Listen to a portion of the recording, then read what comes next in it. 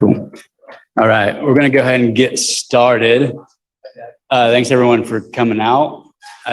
Big week for providing both the food and the space, and Garrett for chaperoning us while we're in the space.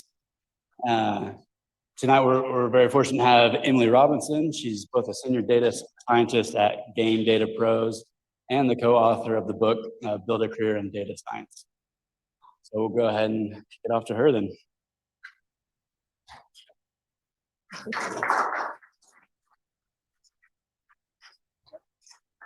Thank you. Can everyone hear me okay? Yeah, so far so good. Okay, let me share my screen. Okay, yeah, that looks right. So hi everyone. Hopefully you came to the right meetup and you're hoping to learn about an introduction to machine learning in AWS.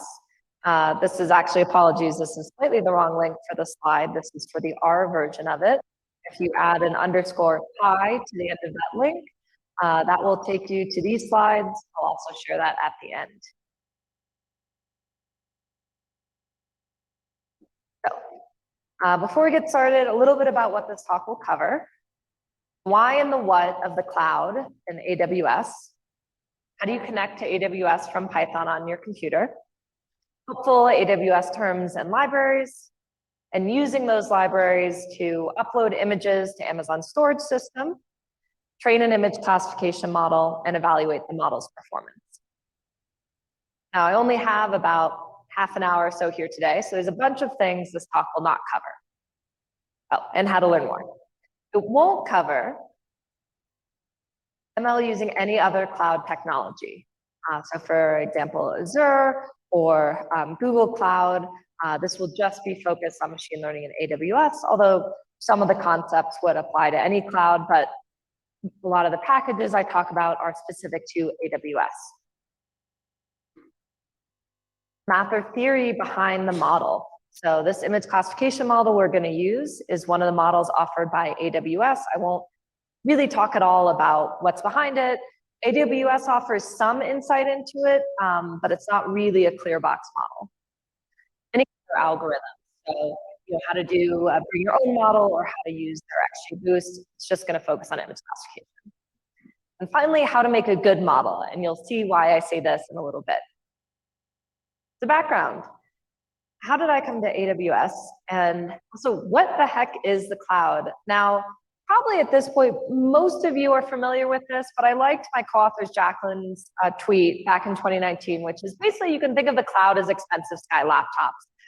So I think we understand this a little more now, but at first you'd be like, ooh, the cloud. And really it's just like a bunch of servers farms, right? Like there's still physical machines somewhere. You just don't have to operate them and keep them secure, right? And essentially you can rent them from, again, Amazon or Google or Microsoft. And AWS is Amazon Web Services, and they have a bunch of products. So these are like the suites of products, and in these, like in analyticals, there's like 6 AWS products, right? It's like if you look through the menu, there's just a ton. And specifically, we'll be talking about SageMaker, which is really kind of their flagship product for machine learning. And as you can see, SageMaker has a bunch of components that takes you from, they have some tools for preparing the data, all the way to deploying and managing your model. And why would you use the cloud for machine learning? Well, one reason, as Brandon put here, is it looks good on your resume. So basically, if you have a problem, you can build a deep Bayesian transformer running on multi-cloud Kubernetes and put that on your resume and the SQL query about with oversimplifying assumptions in production, and everyone goes home happy. But really, one of the main benefits of the cloud is to get access to a very powerful machine. So most problems, certainly not all machine learning problems need a powerful machine. But my journey started doing a deep learning problem on millions of images, and that actually was a really good case for getting off my laptop. You can also start with our model blueprint. So as you'll see, we can start with AWS's image classification model. Rather than setting one up from scratch, we can basically set a few parameters and get it running. And finally, that full pipeline you saw, so in AWS, you can store your data, train your model, create an endpoint for real-time inference, monitor performance. The last thing in my case, at my last company, Warby Parker, our data is prescription data for glasses, and even whether people order, that's all HIPAA data. It's all protected. And so I couldn't, if you work with that data, you need to keep that in the cloud. You should not download it on your computer. And other industries are like that too. And so if they're in the cloud on, say, AWS and S3, then it's secure and you can keep it there, and you can train your model there. It's very hard to train your model on your computer without access to any of the data. So why AWS? Well, as I said, it's basically because it's what my former company used. But really, if you're working now, if your company already uses the cloud technology, I definitely recommend looking at their ML tools. One of the main reasons you already have a vendor agreement with them, so you don't have to get that set up, right? Presumably your company is fine with storing, if the data you need for your model is there, that they're fine with storing your data on there. But if you're starting from scratch, there's a lot of options out there. A lot of them have free tiers or free credits. I don't particularly know if any one of these is, probably AWS is the most common by a bit in industry, followed by Google Cloud and then eventually Azure. But you could also see, what I recommend last week to learn R Python, you could see, okay, is there a commonality in the jobs that I'm looking for, that they're all listing AWS or they're all listing Google Cloud? In that case, maybe learn that one. So the biggest thing I was worried about when I got started was, how does pricing work? Right, that's the problem with going off your laptop that you've already paid for and the Wi-Fi you've already paid for, is renting these machines, once you go outside the free credits or the free tier, costs money. So SageMaker bills by the hour. So I was worried, well, what if I put a really intensive job? Can I rack up, tens of thousands of dollars? And the answer is only if it keeps running. So whether if you rent out a certain instance, it will just charge you that flat rate that it tells you on this pricing page link to it costs per hour. And it goes all the way from 5 cents an hour to $28 an hour. So again, there's, as long as you monitor, okay, how long am I renting this for? How long am I running on this for? You won't be able to rack up a bill higher than that on SageMaker. Some of the things SageMaker offers is certain things automatically stop when they're done. So a training job, when you train your model, when you start that, it spins up the machine, right? It starts billing you, but as soon as the training is done, it spins down that machine and stops billing you. There are also things on SageMaker. They offer essentially a Jupyter Notebook environment for testing things. That doesn't automatically stop unless you set certain rules, but you can stop that. It will save everything on there. It just may take a few minutes to restart. The other thing they've added to keep people from having surprise bills is you actually need to submit a support ticket to use the beefier machines. So when I did this project, I had to submit a support ticket basically being like, please let me pay for your more expensive machines. And this wasn't like the 28, like $6 or $7 an hour. So that's another thing they put around you to keep you from accidentally using one of those $28 machines. And you can always see your bill on AWS billing, and you can set budget alerts. So it will email you if you go over a certain amount. So how I got started in AWS was basically this. So I was just really thrown into the deep end, and a bridge list of things that I didn't know before this project include image classification, the cloud, deep learning, AWS SageMaker SDK, what SageMaker was, what an SDK was, and like I said, the pricing point. Would I accidentally rack up a $30,000 bill and get fired? But as I said, at my job, I needed to. This project came up as a possibility, and I wanted to tackle it. I wanted to bring this new capability back to the team for other machine learning projects, but also hopefully deploy this one. Unfortunately, confidentiality means I can't talk about that project that I did. So instead, I'm going to talk about a personal project on the hardest ML problem of our time, which is a dog an 11 out of 12 or 13 or 14 out of 10?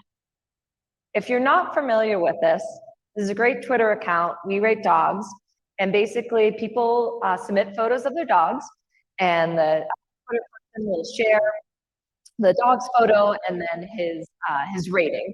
So we can see here, the one on the left is a 12 out of 10, on the right is 14 out of 10.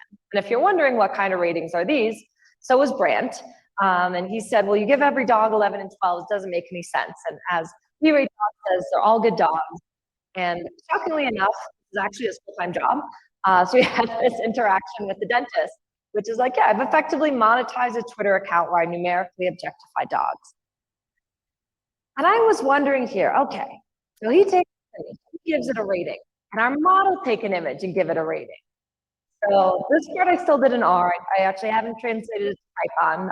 This is your reason to use it, I guess. But if you know how to do it in Python, the basic idea is just get the images from the tweets, parse the text of the tweets to associate the images with their rating, rescale them all to be the same size. At least at the time I first did this project in October 2021, SageMaker does change things occasionally. At least at the time, the image classification algorithm required all of your input images to be the same size. And then finally, I divided this into a training, validation, and pulled out folders. So who thinks a model with 356 images, a deep learning model, and clearly a really sophisticated algorithm behind the ratings and how they associate ratings to images, who thinks this model did really well? No, this model did really badly, but it ran. And I wanted to make a simple model just to show you the steps of training a image classification model. And as I said at the beginning, it is not about training a good one. That is a whole different talk about how many images you need and hyperparameter tuning and much more than that. But this is really just the mechanics of, I have a machine learning problem, maybe specifically an image classification. How do I use SageMaker to train that model? So a bit of a disclaimer before we start into the code is that there's going to be a lot of it. And hopefully this code will be totally new to you, or at least mostly new. You're probably in the wrong talk. So please don't worry about memorizing the code. I do show all of it just because I want to show basically step-by-step how it works. But the point was that you memorize it. The point is that you can go to GitHub afterward. I'll have the link to the slides at the end again, which has a link to the GitHub. I'm Robinson ES on most platforms. So you can go to the GitHub, you can find the code. So please don't worry about memorizing it. So your first step, and I've linked to where this comes from, is you have to create an AWS account. They've also, I think now sort of enforced that to be different than your personal Amazon account. Once you create an AWS account, you have to create your keys. And basically what this is you need to authenticate when you're working on your laptop and you're sending stuff up to SageMaker or AWS. AWS SageMaker needs to know who you are and that you have permission to do so, right? You set up your security credentials. So you have an access key and a secret access key. And you save those on your computer. You save those on your computer on this file, credentials in .aws. Obviously, these are not my real credentials, but you copy your real access key, your real secret access key, and then your region. And AWS will know when you call functions in its packages, it will know to go here, find your keys, and that way it can authenticate. Packages we'll be using today, SageMaker and Botto 3 are kind of specific AWS ones. Botto 3 is kind of a general purpose AWS package. SageMaker is an AWS package for SageMaker. Probably most of you know pandas. OS is some file stuff I'm doing. So first, we create the S3 client and the bucket. So S3 is the storage system. What creating the client here is, like I said, Botto 3 is kind of a general purpose AWS package. So I want to say, let me do the stuff with S3 because S3 is a specific product in AWS. So basically, give me the access to the functions that have to do with S3. So I say I want my client to be S3. I create this S3 object, and then I call the function create bucket. And I create a bucket. It's essentially a folder called WeRateDogs up in S3. And I create this so I can upload the images to it. Because when I train my model, I'm going to say, go find the images in S3. This is probably not very good Python code, but basically all it's doing is it's using the function upload file, and it's uploading the file to the bucket WeRateDogs, keeping the file name and the key. You can view your files in S3, right? So if you can always go back to AWS in the web browser, and I can see, yes, I successfully uploaded these objects, these pictures of the dogs, JPEG. We also need to upload the data about, okay, for these images and these paths, what is the ground truth about whether they're rating? And I made it binary just to make the problem easier. So if they're 11 out of 12, I said they're a 0. If they're a 13 or 14 or 15 out of 10, I said they're a 1. So we upload, this is a .list file for some unknown reason. We upload that to AWS, and now when the model is training, it will know where to look for the ground truth. Sorry, and then that was creating them, then I upload them. So this was kind of just the stuff getting ready, getting our stuff in S3, the images themselves and the data about the images. Now we go to the SageMaker code.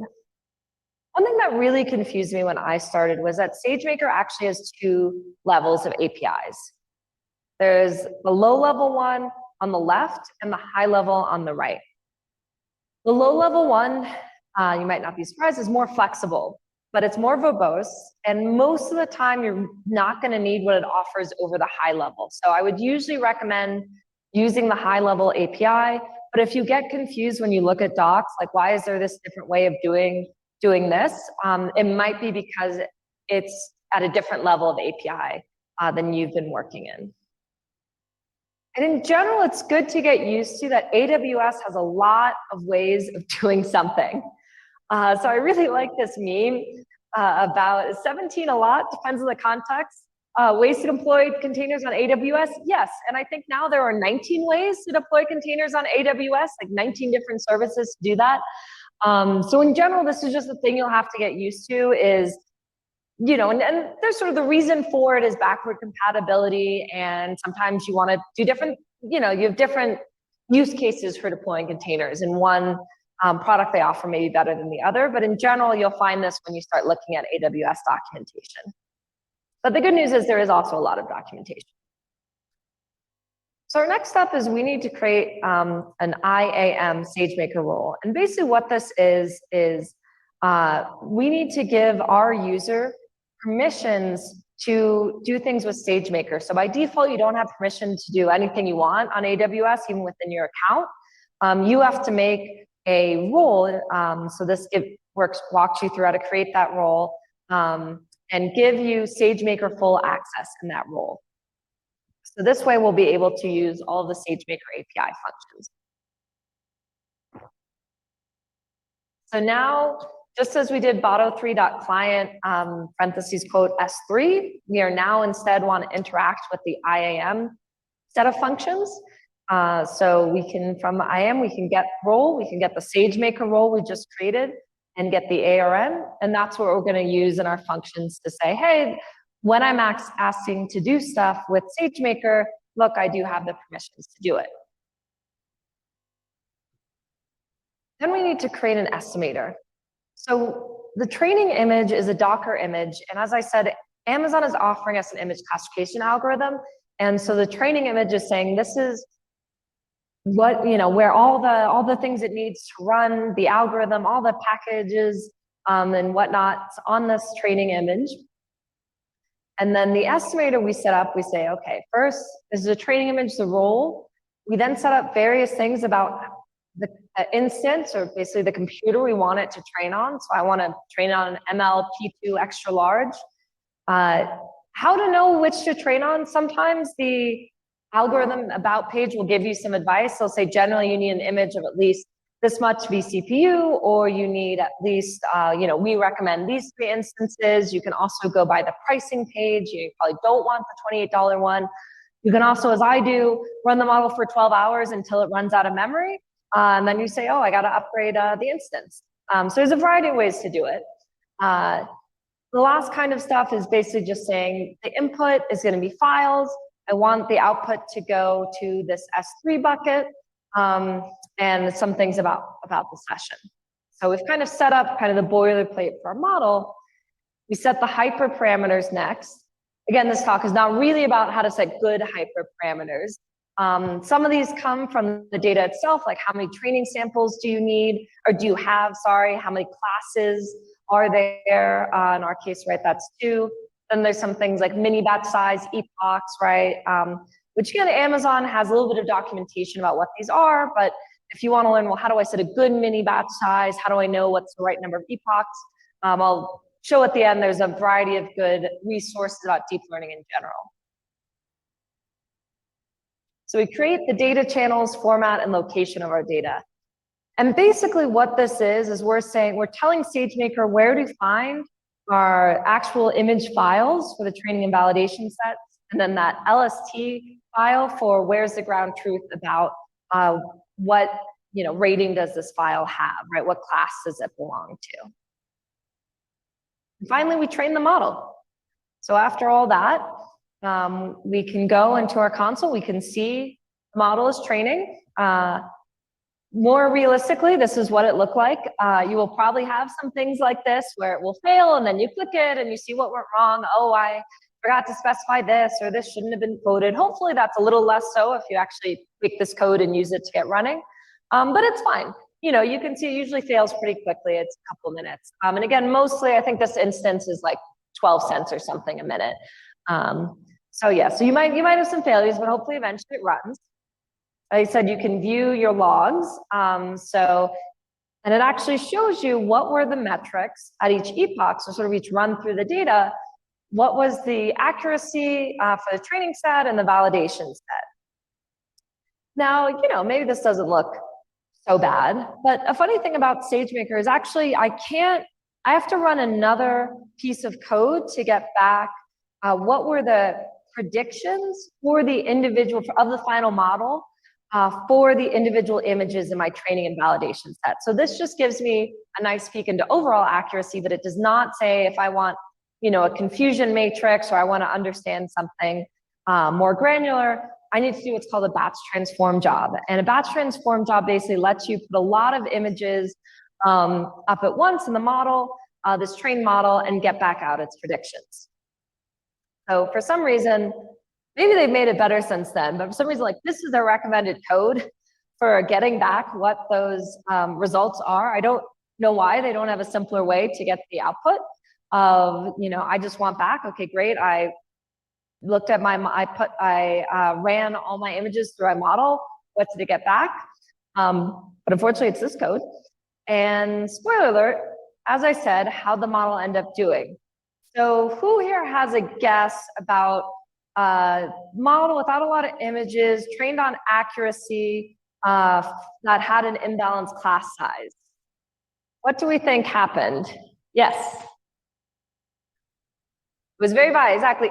Predicted everything was low, that every dog, because something like 69% of dogs had a rating of 11 or 12, aka a low rating. It just predicted that, right? Again, this was not about making a good model. Probably all of you know, like this is the problem with accuracy as a metric. But unfortunately, AWS actually doesn't let you use, or the image classification, you can't use something else as your optimization metric. But I kind of hope by walking you through that it showed maybe it's actually not as scary as it seemed. Like there was a fair amount of code on that screen, but honestly, I'm not sure it was that much more than making an image classification model from scratch and choosing how many layers and all of those things. And there's a lot of documentation around obviously the code in this presentation, but AWS has a ton of docs. So if you want to learn more, SageMaker has, AWS offers example notebooks.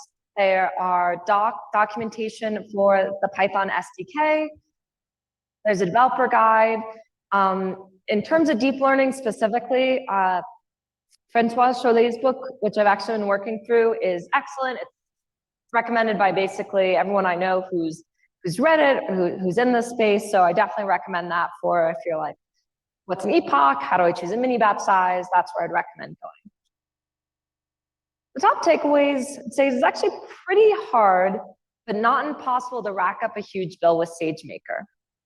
But I do want to emphasize it's not impossible, but I think maybe compared to some other AWS services, You know, or maybe if you set up an endpoint that automatically scales and suddenly your website gets a bunch of traffic, like maybe then you could have it, but probably for a toy example, because it's billed hourly, because you have pretty, you know, clear insight into how long it's running, it should be pretty hard to rack up a big bill. There's a lot of ways, resources for and ways to do things in AWS. That's part of why I made this talk, was not that there are no resources out there on how to do this, but it was kind of scattered around. Some things didn't work right away. And I sort of wanted a little bit closer to a hello world. And so, but you know, if you get more advanced, you'll start seeing that there is documentation for most things out there. There's a lot to learn. Right, like I said, this talk didn't even cover a bunch of things. You know, SageMaker, you can set automatic hyperparameter tuning jobs. You know, you can, you know, you could use ground truth for labeling your data, but don't let that intimidate you, right? Like you can get value doing, you know, by just doing one piece and one step at a time. And finally, I really want to thank my co-author of my book, Jacqueline Nolis. She helped me with the slide design. Dave Robinson for some code advice. My former manager and teammates at Warby Parker. And of course, all of the good dogs, which is every dog.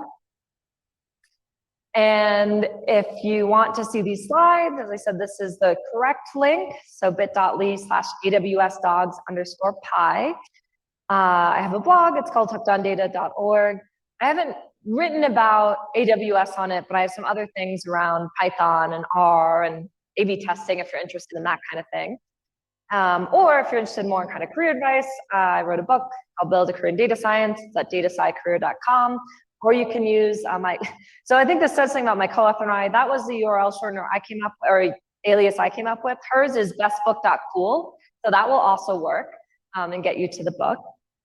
But yeah, with that, just thanks again for coming out here. It's really fun being back in person again. And I'd love to take questions if you have any.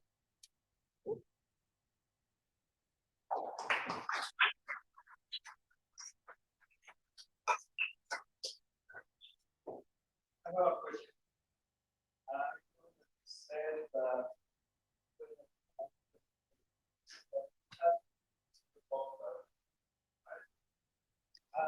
one of the other is something that a bunch of and create a conversation based on those.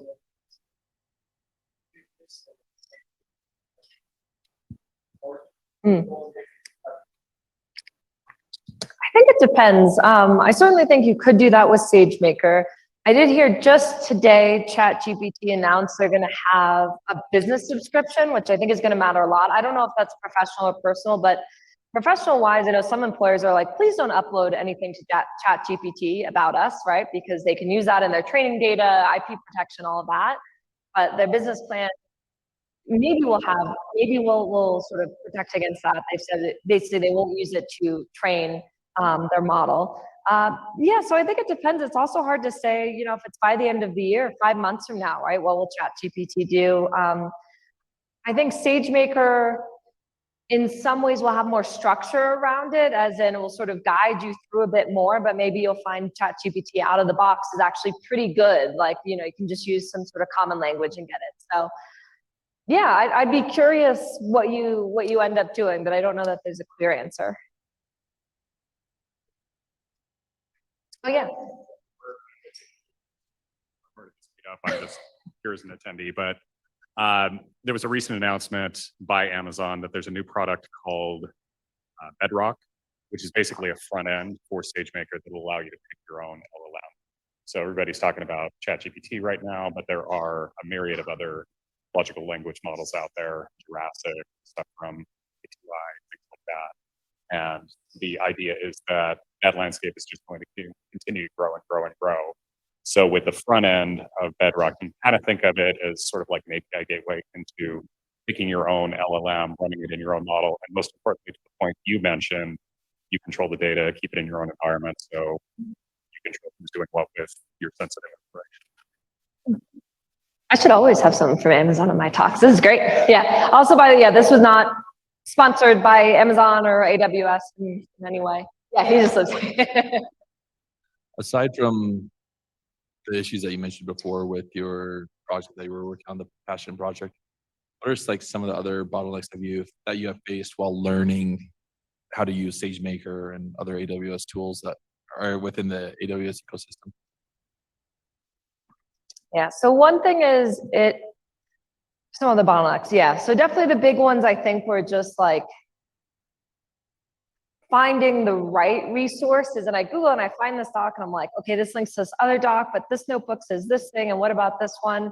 Partly that's also because a good thing is, but they change, right? Like things change. Like actually, it's not SageMaker, but right now I'm doing some more like data engineering stuff. And they had just introduced into Redshift, like doing a merge operation, right? Which they didn't have before. And it's like, well, gosh, now, if I hadn't been reading like the AWS news, like I wouldn't have known that. But some of their documentation is still outdated. Some of their documentation says you cannot do a merge in Redshift, right? So that's sort of, but I think that's just an issue. That would be an issue anywhere, right? With that amount of things. Trying to think of anything else. I think partly it's just like also how much you can do with it and like try not to get overwhelmed. So even if the documentation is clear, it's like, oh, what should I focus on? Is the best thing to be like, not in this toy example, but in a real project, should it be getting more data? Should it be, learning more about which hyperparameters matter? Should it be, learning how to do automatic tuning, hyperparameter tuning on SageMaker? Should it be about how to do, when is the model good enough? And, if it's good enough now, should I, work on getting into production, or should I keep tuning it? But what if it never goes to production? Yeah, so I'd sort of say there's like an endless list of things you could learn more about or things you could do to get a better end result, whether that's a technical thing or a business thing. And I don't know that there's really a right answer, but I think it kind of goes back to at least what I had said, which sort of just is like one step at a time. Like one of my favorite books is called like Bird by Bird. And one of the stories in it is the author's brother, when they were kids, left this big school project to the last minute. He's supposed to like give a whole presentation on like 50 different birds he researched, right? It's supposed to take months. The night before, freaking out, and the father is, let's just take it bird by bird, right? There's like no other way to do it. You just sort of, you can't always look at the big thing. You just take it step by step. Look at the big thing a little bit to know where you're going, but bring it back to the present for what you're doing now. All right.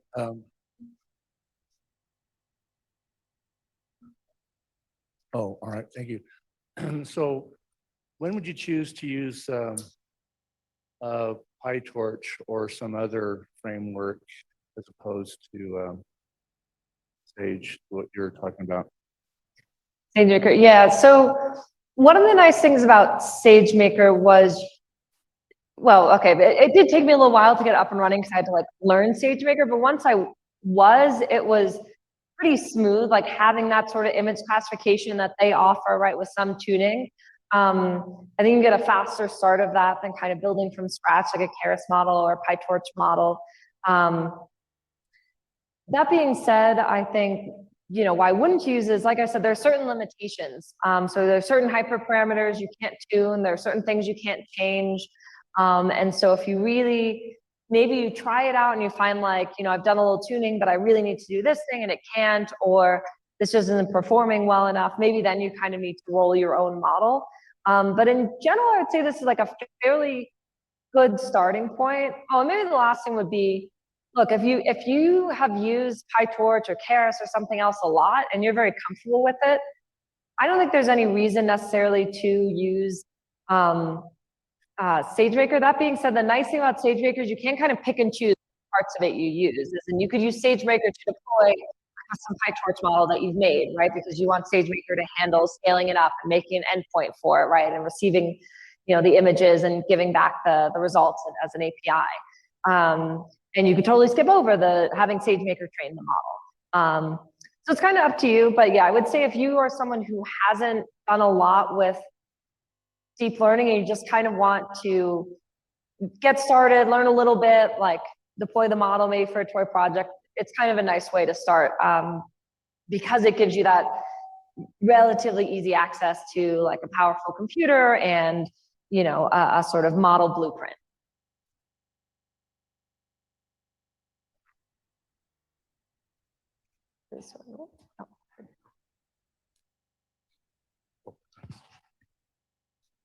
So you mentioned that, I mean, obviously there's a toy example, and I'm just kind of curious your experience, and without getting any details about, kind of projects at scale that you've done, but just your experience with the SDK and some of the more complex elements of, AWS and SageMaker that you've experienced with, what elements of those have proved more troublesome than others? Like, I mean, you're using S3 here, you used EMR.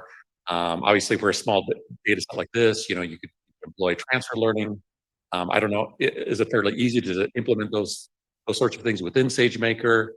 Or are there other elements that you used at scale that you found to be relatively easy or complex, or more complex? Yeah, so I think one thing that's challenging with SageMaker is it can be a little hard to figure out, can it really not do this thing, or have I just not found it, right? And I would say that's a challenge I ran into. Sometimes the answer is it just can't do this thing. They didn't implement it, or they purposely chose not to. But sometimes it's like, oh, I'm looking in the wrong doc, or this is out of date, or I have to go look for something else. So that was one of the challenging parts doing it at scale.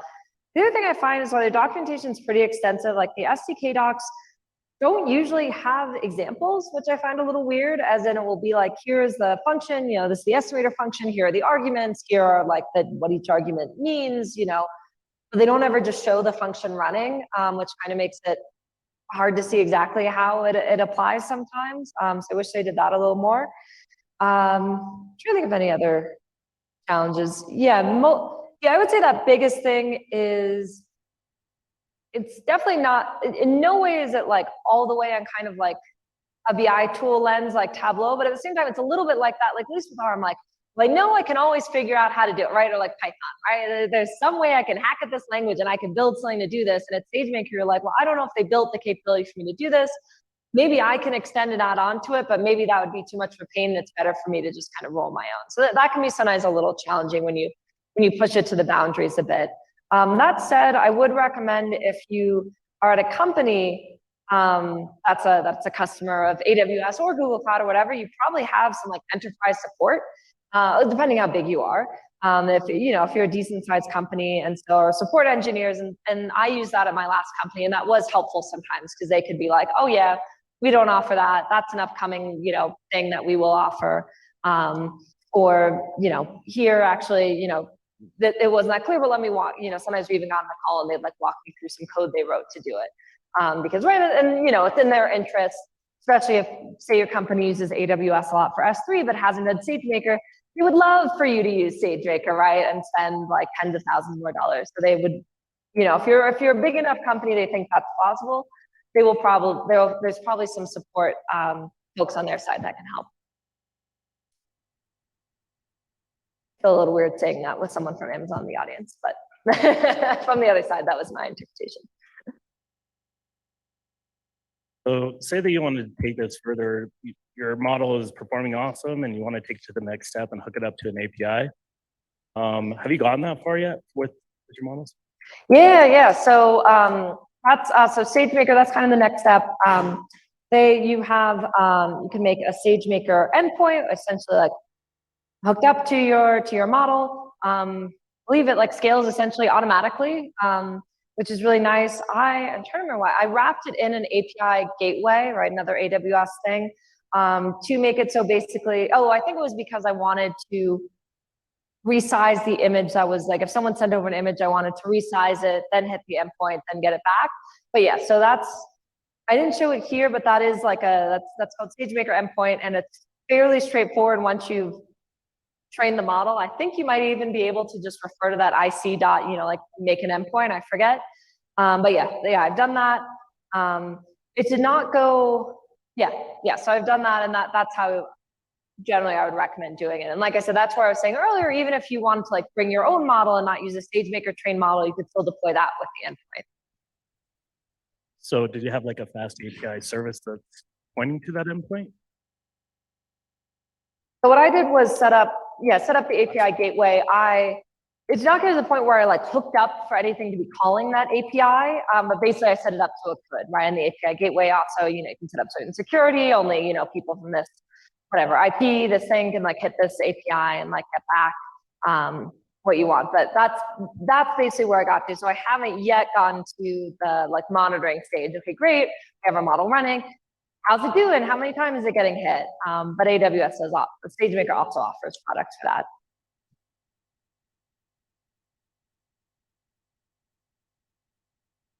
Cool.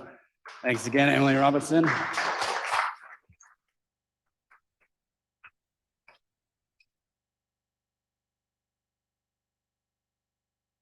didn't bring my dog. My dog. No.